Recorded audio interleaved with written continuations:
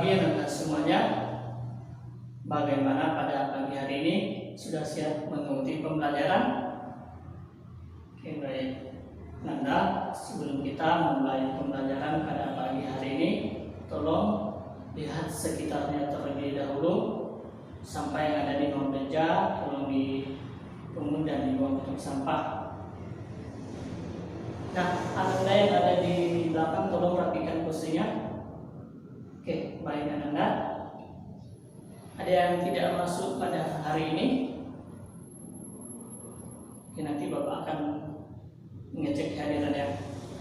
Nah, sebelum kita mulai pembelajaran pada pagi hari ini, marilah kita berdoa terlebih dahulu agar dalam proses pembelajaran pada pagi hari ini bisa berjalan dengan lancar.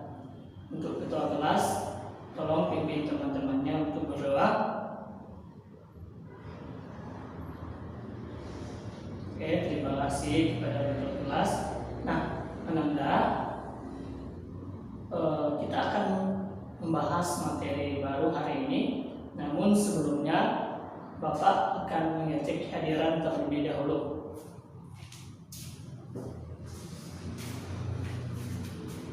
Anda semua dengarkan absennya.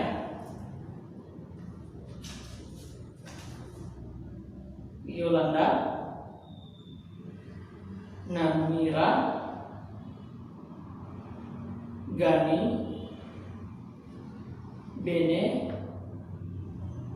Leo Chandra, Maria, Octavia. Oke, berarti pada hari ini Anda semua hadir ya. Oke, baik. Nah, sebelum kita membahas materi baru hari ini, Bapak akan mengulas sedikit materi minggu lalu. Ada yang masih ingat materi kita minggu lalu? Ada yang ingat? Angkat tangannya. Ada yang masih ingat? Ya, silakan kepada Yolan. Mengenai norma. Nah, ada yang lain yang bisa? Ya, kepada Leo, jenis-jenis norma. Oke, terima kasih kepada Anda. Nah, materi kita minggu lalu yaitu mengenai norma. Kemudian ada yang masih ingat apa itu norma? Ya, silakan kepada Maria. Ya, terima kasih Maria. Nah, minggu lalu kita sudah membahas materi norma. Nah, norma adalah aturan yang berlaku di tengah masyarakat. Aturan-aturan tersebut yang membentuk karakter dari setiap masyarakat. Kemudian apa saja norma yang berlaku di tengah masyarakat? Ada yang masih ingat? Ya, Bene. Norma agama, apalagi norma hukum, norma. Oke, baik. Nah, jenis-jenis norma yang berlaku di tengah masyarakat yang pertama adalah norma agama, yang kedua norma hukum, norma kesopanan, norma apa lagi? Norma kesopanan, norma hukum, norma agama, norma kesusilaan. Nah, itulah materi kita minggu lalu. Nah, untuk hari ini Bapak minggu lalu kalau tidak salah meminta kepada Anda untuk membuat tugas kelompok. Ada yang sudah membuatnya. Nah, Anda kalau tugasnya sudah siap, tolong kumpulkan di atas meja Bapak. Oke, terima kasih Anda. Nah, untuk hari ini kita akan membahas mengenai materi apa? Ada yang tahu? Ada yang tahu? Mengenai? Ya, mengenai keberagaman. Ada yang tahu itu apa? Apa itu keberagaman? Ya, oke. Nah, baik, terima kasih Kamila. Nah, untuk hari ini itu mengenai keberagaman. Nah, keberagaman tentunya adalah apa?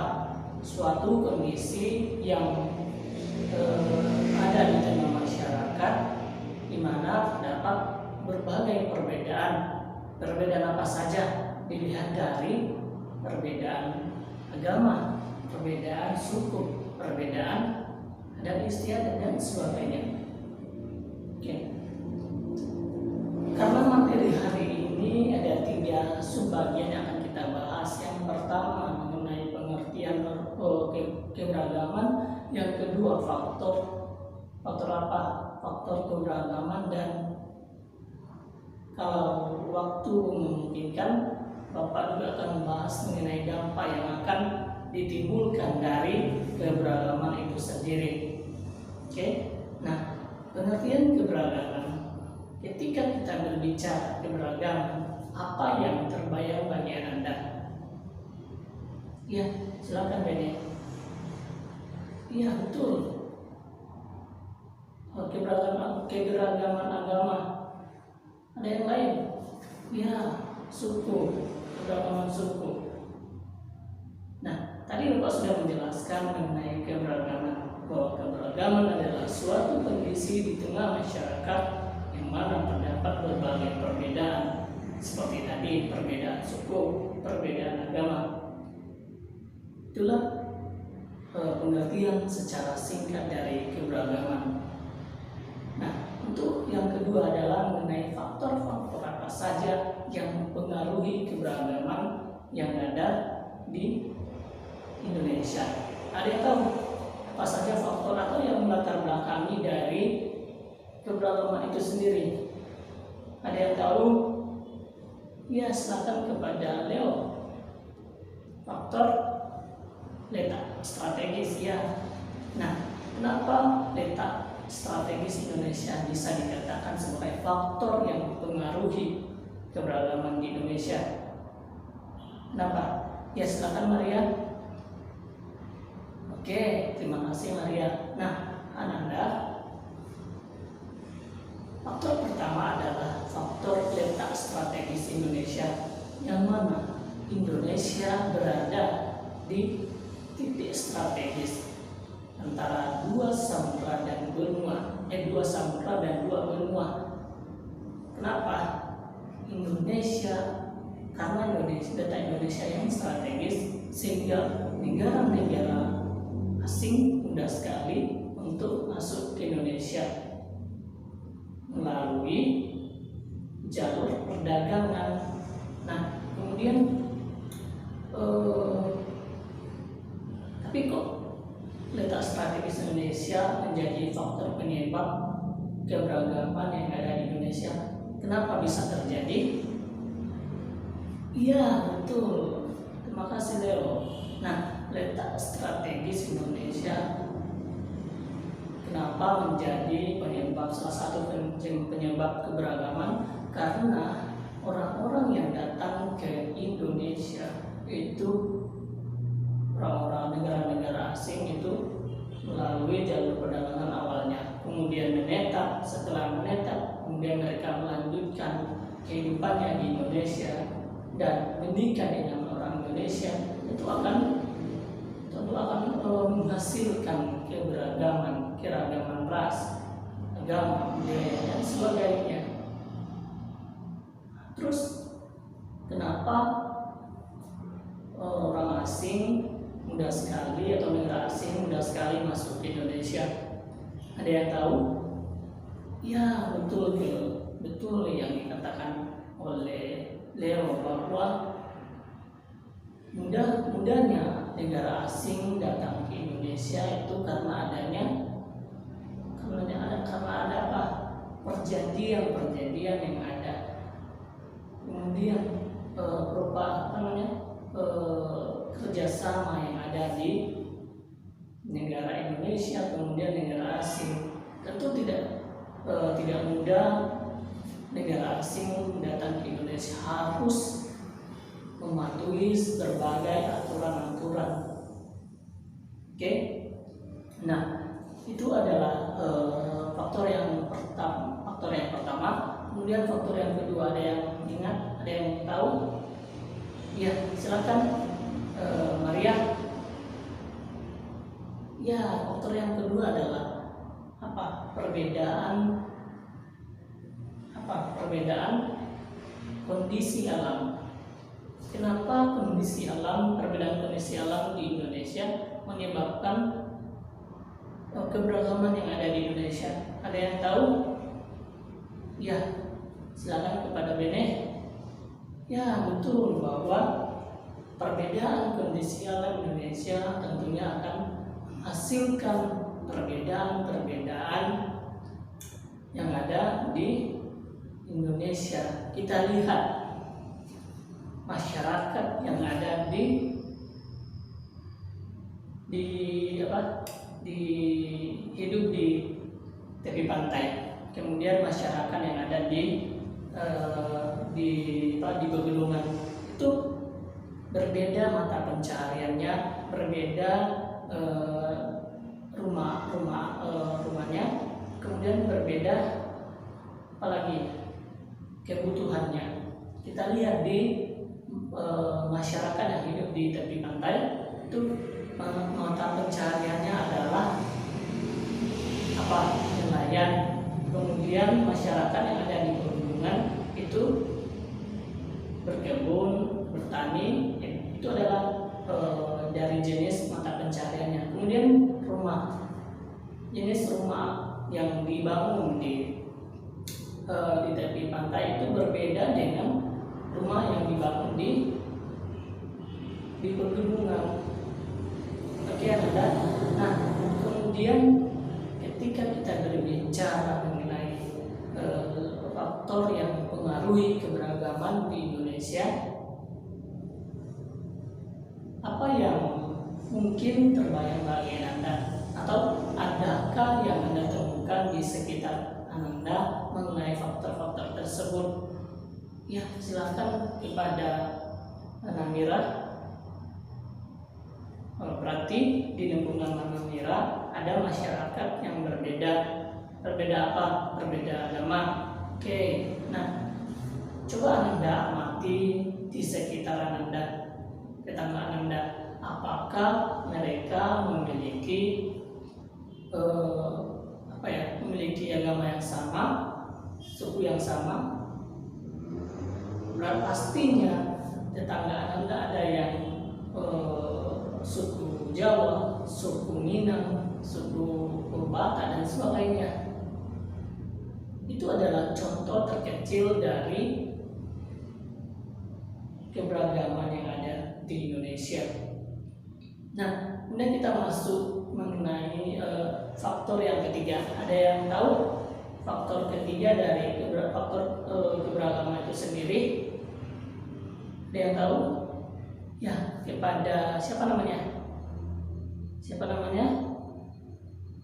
Boy. Oke, Boy, silakan Boy. Ya, faktor yang ketiga adalah penerimaan masyarakat terhadap perubahan yang ada di tengah masyarakat itu sendiri. Ya, kenapa penerimaan masyarakat terhadap perubahan menyebabkan keberagaman? Ada yang tahu? Ya, nah perbedaan atau penerimaan masyarakat terhadap perubahan tentunya akan menyebabkan keberagaman. Kenapa? Karena setiap masyarakat ada yang mempertahankan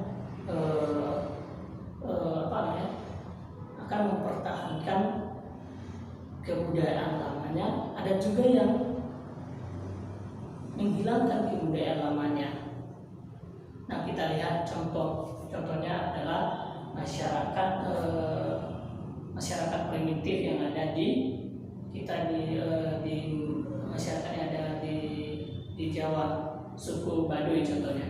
Mereka mempertahankan apa yang dahulu kala mereka anut, berbeda dengan masyarakat yang ada di kita ambil contohnya di masyarakat kota, mereka seringkali menghilangkan kebudayaan lama mereka, kemudian menganut kebudayaan baru.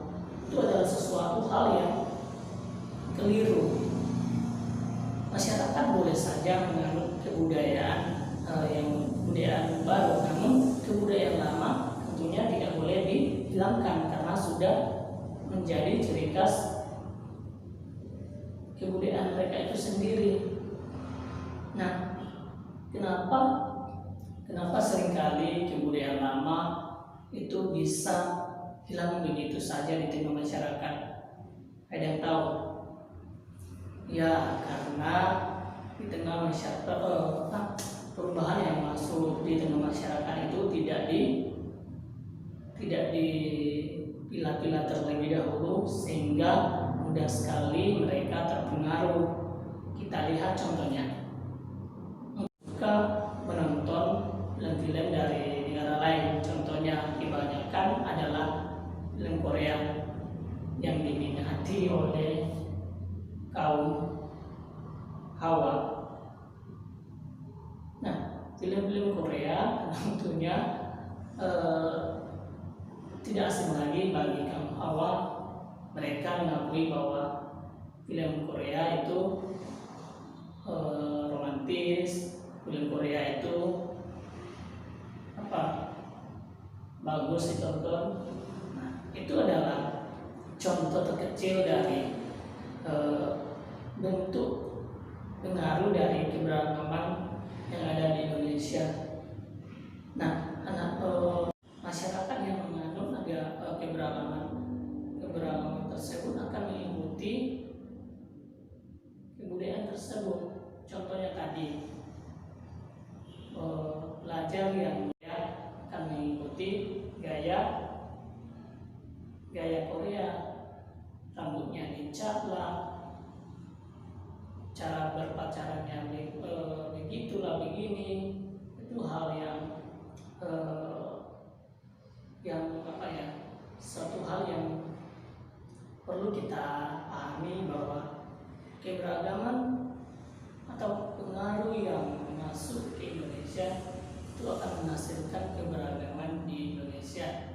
Tetapi pengaruh-pengaruh tersebut perlu diperhatikan, perlu dipilah-pilah terlebih dahulu, mana yang baik, mana yang kurang baik untuk diterapkan dalam kehidupan sehari-hari. Oke Ananda? Oke, baik.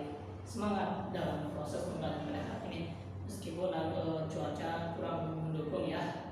Oke, baik. Nah, itu adalah faktor yang menyebabkan keberagaman yang ada di Indonesia.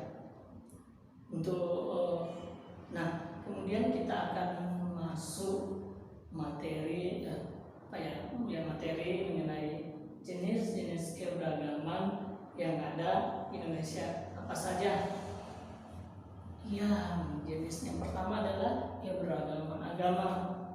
Nah, Bapak akan memperlihatkan sebuah contoh dari keberagaman agama. Nah, Anda nanti dari gambar tersebut Anda dapat memberi masukan, memberi komentar dari gambar yang Bapak tampilkan nanti. Oke, Anda tunggu sebentar, Bapak cari videonya terlebih dahulu. Bapak cari gambarnya. Nah, Nanda, tolong perhatikan gambar berikut. Nanda nanti Bapak minta untuk memberi masukan atau memberi pendapat dari gambar yang Bapak tampilkan ini. Oke, perhatikan. Kelihatan semuanya?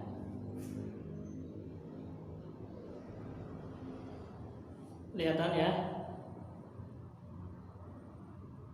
Oke. Sudah lihat semuanya? Oke, berarti Bapak harap dari gambar tersebut Anda nanti memberi masukan dari gambar yang Bapak tampilkan tadi. Oke, Anda ada yang bisa menyampaikan pendapatnya mengenai gambar yang Bapak tampilkan tadi? Ya, silakan kepada Siapa namanya? Ya, selamat kepada Maria. Ya, oke. Apa? Keberagaman agama. Ada lain yang bisa? Oke. Nah, terima kasih Maria dan siapa namanya Leo. Oke, Leo. Nah, dari gambar tersebut kita dapat menyimpulkan yaitu keberagaman agama di Indonesia. Nah, agama ada berapa macam agama yang ada di Indonesia? Apa? Agama Islam, agama Hindu, agama Kristen Protestan, agama lagi Hindu, Buddha, Katolik. Ada enam agama yang berlaku di Indonesia. Nah, masing-masing agama tentunya menerapkan hal-hal yang baik tentunya ya. Setiap agama itu mengajarkan hal-hal yang membawa pengaruh positif bagi pengaruh-pengaruhnya. Oke, nah Bapak juga akan menampilkan sebuah video. Bapak juga akan mengharapkan masukan dan pendapat dari masing-masing Ananda. Semoga dari video-video tersebut Ananda dapat menerima atau mengambil nasihat-nasihat dari video tersebut. Oke?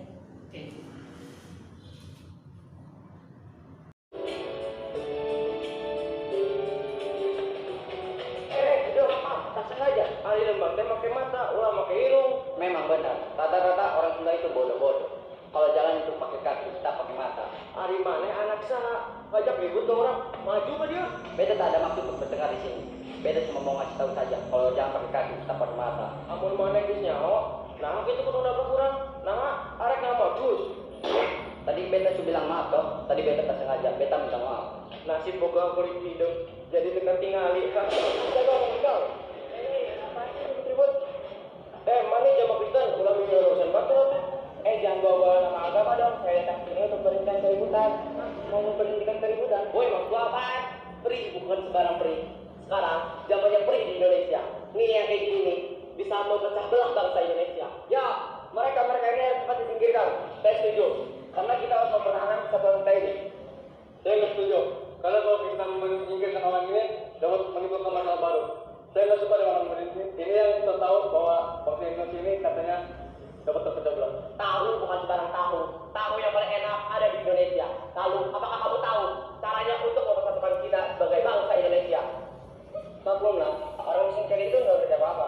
Woi, jangan sombong dong. Betul-betul ada saya dan saya miskin. Hei, masa ketidikannya itu kok pada ribut semua? Ya ini semua gara-gara orang Sunda. Yang bodohnya sama kayak bang busuk. Udah, jaga terus. Ayo bodohnya mana? Ayo pakai mata. Jangan pakai kaki, tak ada pakai mata, butuh biawak. Apa butuh biawak? Ngajak tuh, yang perlu di mobil. Jaga omongan kau. Mana gitu, jaga omongan kau. Udah. Cicing mana yang Kristen? Udah bisa pun. Anggap aja. Anggap saja kakak, anggap saja kakak, anggap. Ya, orang.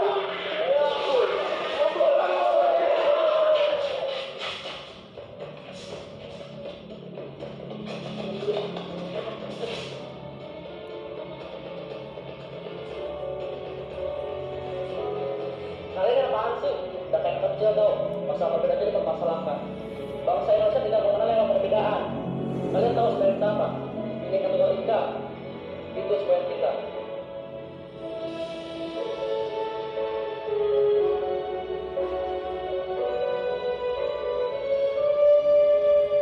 Sekarang kalau katakan lady itu, bisa juga katakan lady itu.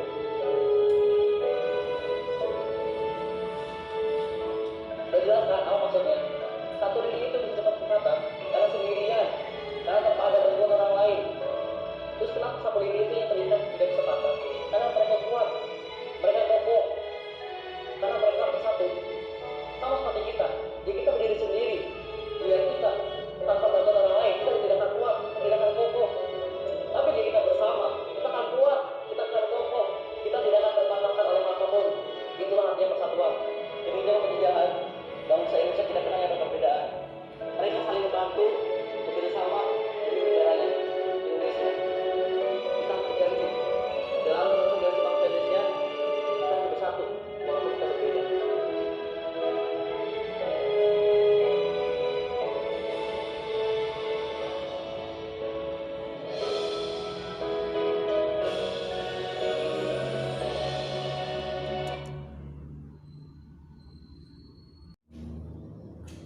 Oke Ananda, dari video tersebut ada yang sudah memahaminya atau ada yang sudah mendapatkan nasihat dari video tersebut? Ya, silakan kepada Maria. Apa? Oke, berbeda-beda tetap satu. Ada lainnya bisa? Ya, silakan kepada Anda. Oke, kita berbeda tetapi saling apa? Saling menciptakan ketentraman, kebersamaan dalam Bhinneka Tunggal Ika. Dalam yang bisa. Ya, terima kasih yang indah. Oke, nah dari video tersebut kita dapat mengambil nilai-nilainya. Yang pertama adalah nilai agama, bahwa perbedaan agama yang ada di tengah masyarakat tidak menjadi pemisah untuk bergaul satu sama lain. Kita harus saling menerapkan sikap toleransi antar agama, antar suku, agar tercipta kerukunan, persatuan dan kesatuan yang ada di Indonesia. Oke Anda, itulah materi kita hari ini. Nah, 2 menit terakhir Bapak akan meminta kepada Anda untuk menuliskan poin-poin penting yang sudah kita bahas pada pagi hari ini. Bapak beri waktu 2 menit untuk Anda menuliskan apa saja yang Anda pahami dari materi hari ini. Oke, silakan.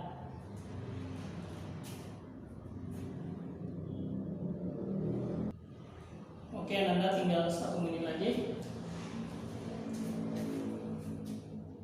Nah, ya. Oke, Anda waktunya sudah habis. Tolong dikumpulkan. Ya. Terima kasih Anda.